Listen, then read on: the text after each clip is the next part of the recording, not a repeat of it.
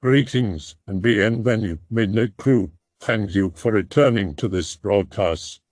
And welcome to new viewers joining us for the first time. If you like a video, then feel free to subscribe.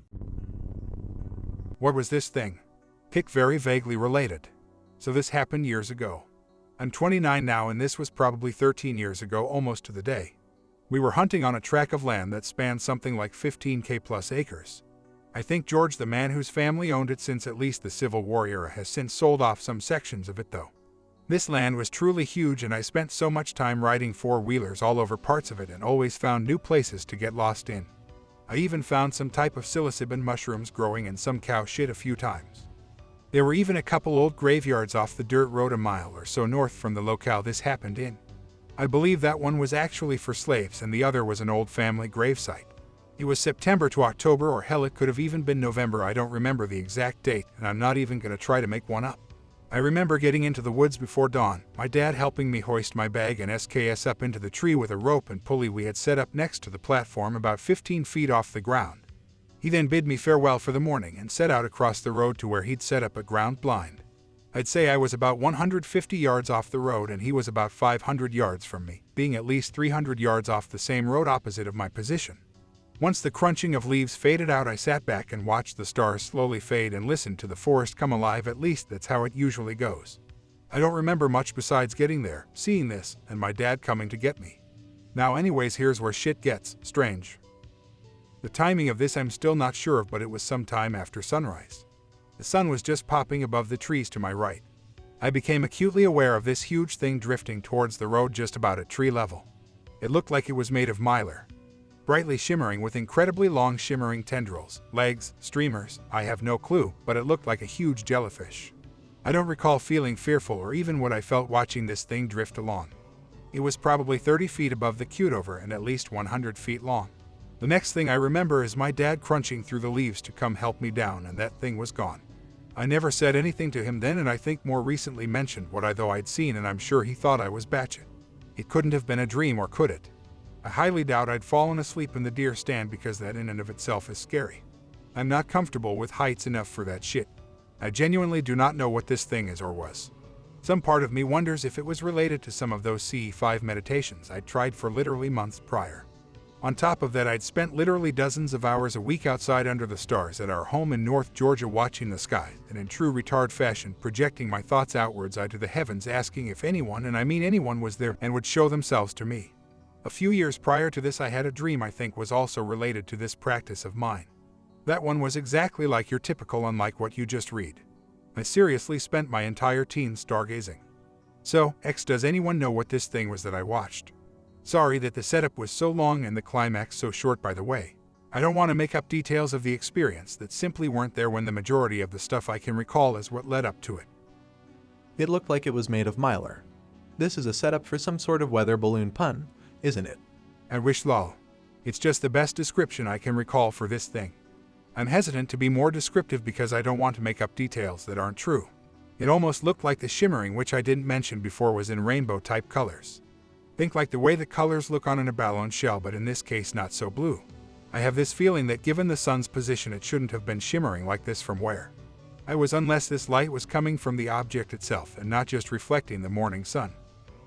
Space jellyfish literally. Google Evora Portugal 1959 angel hair. Then Google angel hair phenomenon. The Evora Portugal professor was able to capture a sample and took a picture with a microscope, capturing a single-celled organism that looked remarkably similar to a starfish. Not OP, but that's some very interesting stuff. Apparently in the Evora case there were many reports of 2 UFOs in the sky right before the angel hair started to fall. If that were the case, then why the hell would ETs be dropping these things from ships? I think they are space jellyfish that are at the end of their life cycle, or some other reason they fall into the lower atmosphere, and some eventually make it down to the surface before igniting in the oxygen-rich environment. The Fatima incident reported to include shapes that emanated of flower petals that behaved exactly as the spider silk was described, disintegrated on contact with human skin or any ambient concentrated heat source like a tree or an animal, floated as if it were lighter than snow, but would bunch up and stick to itself just like spider silk. And the official story by the government was that it's just massive groups of floating spiders, which is refuted by the photograph and pic related.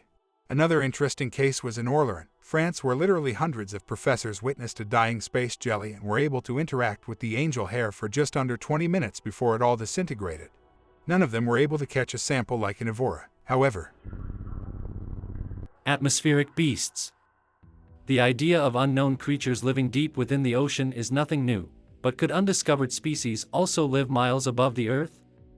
The hypothetical atmospheric beast is a balloon-like, wingless creature that uses lighter-than-air gases to move about the atmosphere.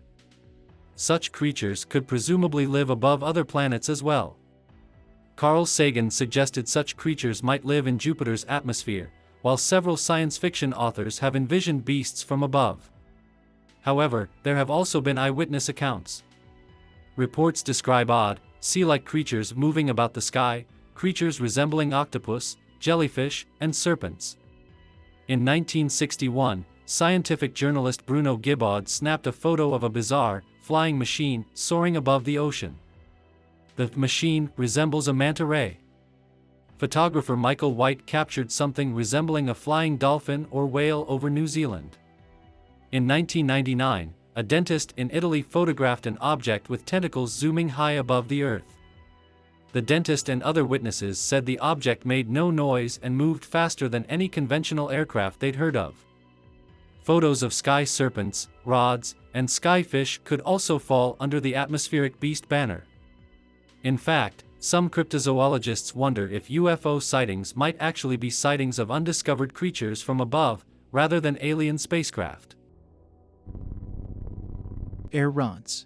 Air rods, also called flying rods and skyfish, are something like crop circles in that even the skeptics admit they exist. The only question is what they really are. Invisible to the eye, they are picked up by cameras all over the world. Are they living creatures, alien probes, or some sort of 3D electromagnetic smudge?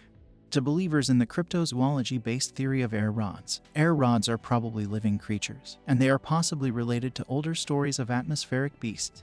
To skeptics, air rods are bits of flying debris, insects or birds filmed under unusual conditions, or blips on film that are due to errors in film processing. Skyfish. Artists rendering. Air rods were discovered in the 1990s. People found that some films of all types, ranging from home videos to movies seen in theaters, had odd disturbances that looked something like blurry rods that were mostly transparent, occasionally whitish in color. Most of these disturbances were fast-moving and barely visible to the eye. These rods showed up best against large areas of the same color, such as the sky. Close study of air rod films revealed a number of very interesting features. As these rods zoomed about, they displayed all the features of three-dimensional objects. In other words, they were not two-dimensional blotches on the camera lens or on the film itself, but something out there in the environment that was actually being filmed by accident. This three-dimensional nature of air rods has been proven without a doubt by the types of measurements and tests that only professionals can do. Careful measurements showed that most rods were between 4 inches and 3 feet long. They seemed like uniform cylinders without any difference between the head end and tail end, with pairs of appendages along the length of this cylinder. Intelligent clouds are another one. People report seeing clouds moving in different directions than other clouds, going up and down, zooming about. They've shown intelligence, hiding behind other clouds, or if they're lower, behind things like tall trees or roofs. Living fog is sorta like the cloud, except it looks like fog. Going through it is said to feel wet, slimy, musky, like being wrapped in a giant tongue. I know one witness of the fog creature was a bicyclist in the early hours of the morning. I know there was a website out there that took some odd UFOs, reports and pics, and wrote about how some UFOs might in fact be atmospheric beasts. I can't seem to find it. There's also the dragons, usually described as long beasts, something like a lung dragon. Heads are usually described as different though. I had my own odd experience. Live out in the country. Pitch black, no stars or moon, cloudy eye suspect, couldn't tell, no lights going up our driveway, literally can't see hand in front of face, and I'm walking up it. Had to listen to my footsteps to make sure I was on the gravel. I stepped off. I go off in a ravine or into a deep ditch. Some bright-ass light in the sky, it lights up and fades like fireworks, except no sound. Initially cussing out neighbors many acres away, except no booms. Slightly confused, but whatever. Lights come back, light up in the form of a twisting, serpentine body. Then the light started running up and down the body multiple times, just suddenly coming to a stop. That was it. No sound to indicate fireworks. Hello, from New Braunfels, Texas. My fiancé and I were watching the stars last night and saw a translucent Manta Ray looking creature in the sky. It was literally swimming gracefully in the sky. We watched it slowly swim from one side of the sky to the other. It was cloaked like we could see it, but it was clear. Made no sound, and looked to be as far as a plane but bigger than one. We have no idea what we saw, read up on cryptids, atmospheric beasts, and UFOs. Definitely rethinking life and all we don't know. Was told to contact you. I saw a UFO back before. I was around 12 years old. Me and a friend saw it, a few thousand feet away, above, at tree level. It had multiple colored lights. It hovered for a few minutes. We were both in shock. Then it veered towards the sky and disappeared in like seconds. I've seen multiple UFOs also when I was driving a truck over the road, once in North Carolina and once in Georgia. And a few times in California on I-10. Some people have visited multiple times since they were children. I saw them as physical entities when I was a child. My belief is they are ancestral to dinosaurs, etc. I was fishing the river the other night, in 2017. It runs through town. Sitting on the east side looking west. There is a 3-story parking structure. The area is lit up with lights. When I noticed, the light was being blocked out by what looked like the outline of a blimp, about half the size of the parking structure 30 feet above. Then it looked like an oval shape, like it turned sideways. It had a cloaking device that I would compare to in the movie Predator. No sound. Moving slowly. I started screaming at this guy who fell asleep fishing. I mean, I was flipping out. I couldn't believe what I was seeing. My mind just didn't want to compute. The guy sleeping, of course, thinks I'm some nutcase. When I started screaming, the UFO stopped and went west. It went from 12 to 1 o'clock. The background was black. It looked like Darth Vader's helmet as it faded into the darkness. I had to be going nuts. I emailed the local police department. My heading drone or UFO? They responded, stating, no drones in the sky that night. So I now believe in UFOs. This sighting has changed my life forever. I wish I had never seen such a thing. All the reports refer to this object as a living thing, in other words, one of the hypothetical atmospheric life forms that would figure in early theories about unidentified flying objects. Vincent Gaddis. One of the most bizarre cryptozoological cases comes out of a town called Crawfordsville, Indiana. During September of 1891, a story carried by the Indianapolis Journal reported that at 2 o'clock the previous morning a horrible apparition appeared in the sky overhead, where 2 men who were working on a wagon saw it. It was apparently propelling itself with several pairs of fins and circled a nearby house. It disappeared shortly after into the east but soon returned. The 2 men at that time fled for their lives. However, they were not the only observers of this monstrosity. A Methodist pastor named Rev. G.W. Switzer and his wife also saw the animal. The creature writhed as though in great pain, squirmed in agony, and sounded a wheezing, plaintive noise as it hovered at 300 feet. At one instance it swooped down on a band of onlookers who swore they could feel its hot breath. Another alleged sighting occurred on September 6, 1891, when the atmospheric creature reportedly flew over the town and was witnessed by over 100 people. Much of what is currently recorded about the creature comes from interviews conducted by Vincent P. Gaddis, a journalist working in Crawfordsville and member of the Fortean Society. Gaddis contends that the monster was a living creature, and not a mechanical UFO. Some contemporary cryptid resources list the Crawfordsville monster as being a serpent or dragon, others label it an atmospheric beast. Charles Ford investigated the matter. He was convinced that there was no Rev. G.W. Switzer. To his surprise, he learned that there was indeed such a man and corresponded with the man who did affirm the story. Later, a reporter named Vincent Gaddis investigated the matter. He interviewed dozens of witnesses who all related the tale of the mass sighting, telling him the story was true. The final pieces of evidence, often overlooked, is that this creature was seen a mere 3 weeks after the first electric lights were installed in the town, and also ignored as the final installment of the article, written a month after the sightings, in which the writer hunted down this thing until daylight and found it to be a vast flock of birds, acting in a large group movement, a sight common in more remote places, but not so in populated areas. Therefore, the Crawfordsville monster, although a good story, is purely one of incomplete research, kept alive by selective reporting, and without the factors of the local population being completely unfamiliar with the effects and shadows of electric lighting, which was new to the area. The citizens of Crawfordsville described a violently flapping thing with a flaming red eye, 20 feet long and 8 feet wide. Descriptions of the creature vary, with some accounts suggesting that it had no head, and others describing it as having glowing red eyes and hot breath. Accounts generally agree that it is a large rectangular creature, possibly eel-like in appearance, with several undulating fins down the sides of its body. Witnesses at the second appearance described the creature as writhing and squirming, and as producing a wheezing sound, as if it were in pain. In various eyewitness accounts, atmospheric beasts can change their density, becoming smaller, harder masses that are usually metallic in color, or they can become larger and cloud-like, even to the point of invisibility. In some reports, they may glow. Atmospheric beasts may roughly resemble whales and are sometimes called air whales or cloud beasts.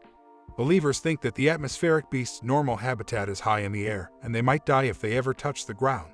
Atmospheric beasts that resemble clouds may engage in behavior that is thought to be impossible for a real cloud, such as squirting a stream of horizontal water at people through lips or being far too mobile and animate for witnesses to believe it was just a patch of fog. The more solid kinds of atmospheric beasts may have mouths, eyes, flippers, and other features, but these body parts are generally arranged and shaped in a fashion that looks utterly alien, more like an ocean invertebrate's body plan than any animal we are used to seeing on a daily basis. It is said that when atmospheric beasts die, they fall to Earth as a gelatinous mass that may resemble a green, purple, gray, or iridescent jelly that evaporates into nothing within minutes, hours, or, at the longest, a few days. This is supposed to explain a type of anomalous event, PW that puzzled scientists for some time before they decided that PW did not exist. PW is Welsh for rot from the stars. This phenomenon is also known as gelatinous meteorites or star jelly, and reports of it come from around the world, not just from Wales. Gelatinous meteorites are not always connected with the atmospheric beast theory. They are actually easier to find among collections of Fortina that include reports of many different odd things falling from the sky. Atmospheric beasts, or things that sound like them, are minor characters in the folklore of many regions. They are often given local names. The English variety is often named boneless or shapeless and resembles a small patch of living, animate fog. Unlike fog, it can be felt as a semi-solid mass. One policeman described an encounter with this creature that had supposedly happened while bicycling. The thing felt like a soft blanket and smelled like mildew. After it rubbed against him, it floated away. It was one of the most terrifying experiences he had ever had. He was convinced that the thing was a living creature. In the Shetland Islands, atmospheric beasts are known as it and are thought to be cloud animals of some sort. Just as the sea has its own life that is often hidden from view, it is thought that the clouds form a vast atmospheric sea far above us, and that it is merely an animal that is native to the clouds. Those who report being physically touched by atmospheric beasts often say they felt as if they were being licked by an enormously soft tongue. In the later decades of the 20th century, the atmospheric beast theory had been almost forgotten. Serious investigators usually stayed away from it. But today, interest in atmospheric beasts has been growing, mainly because they now seem more plausible after the recent discovery of what might be a related cryptozoological animal, air rods. People have begun to comb through older reports of miscellaneous random unexplained stuff, a place where a few atmospheric beasts often lurk, and they have also re-examined some of the weirdest UFO reports, which sometimes sound a great deal like the witnesses are actually describing atmospheric beasts. Since atmospheric beast sightings are rare and the creatures don't have much prominence in folklore either, it has happened that few authors were inspired by the concept, and so fiction involving atmospheric beasts is also rare. Two of the most notable films are both Japanese. Dogora is about atmospheric beasts that must consume carbon and threaten civilization, while Space Amoeba is about an atmospheric beast native to Jupiter which hitches a ride to Earth and then converts normal Earth animals into giant monsters. The American movie The Blob is sometimes cited as an atmospheric beast movie, though the connection is iffy. The Blob is supposed to be loosely based on legends of PW or star jelly, but in the film the presumed atmospheric beast does not die upon contact with the ground but instead travels over land, growing and consuming. The television show Star Trek: The Next Generation occasionally had things like atmospheric beasts that were native to outer space instead of a particular planet's atmosphere, but these creatures were never very prominent. I hope that you enjoyed tonight's broadcast. If you enjoyed tonight's story, then please subscribe to the channel as more green texts will appear daily. A new broadcast will appear when the clock strikes midnight Central Time.